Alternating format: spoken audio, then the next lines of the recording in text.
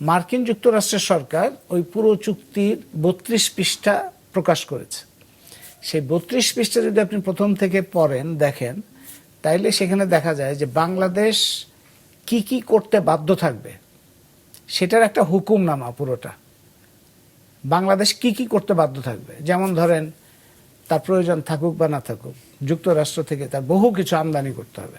অস্ত্র আমদানি করতে হবে, বোয়িং বিমান আমদানি করতে হবে, গম আমদানি করতে হবে, তুলা আমদানি করতে হবে, মাছ মাংস আমদানি, পোলট্রি আমদানি করতে হবে, মানে এগুলি প্রয়োজন থাকুক বা না থাকুক।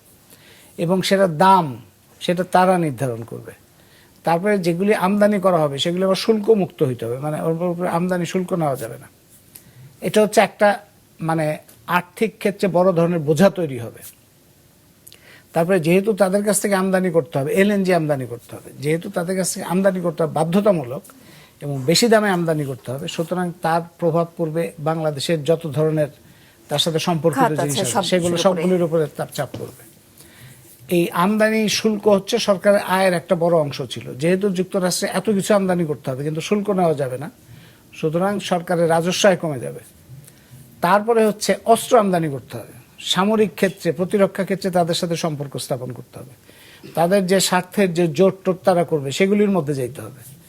তারপরে বাংলাদেশ অন্য কোন দেশের সাথে বাণিজ্য করবে সেটা তারা চুক্তি করবে, সেগুলি যুক্তরাষ্ট্র দ্বারা নির্ধারিত হবে। যুক্তরাষ্ট্রের জন্য যদি অসুবিধাজনক হয় বাংলাদেশ সেটা করতে পারবে না, বাংলাদেশের যতই স্বার্থে থাকুক। তার মানে পুরোটাই একটা ঔপনিবেশিক প্রভু আদেশনামা। এবং আমি নিজে ব্যাখ্যা করে দেখেছি, বিশ্লেষণ করে দেখেছি যে ফেডারেল সরকার হিসেবে যুক্তরাষ্ট্রের দুই ধরনের সরকার, ফেডারেল সরকার আর বিভিন্ন স্টেটের সরকার। ফেডারেল সরকার যদি কোনো রাজ্য সরকারকে এরকম আদেশনামা দেয়, এটাকে আমার চুক্তি বলার কোনো যুক্তি পাই না আমি, কারণ এটা পুরোটাই একটা হুকুমনামা বা আদেশনামা।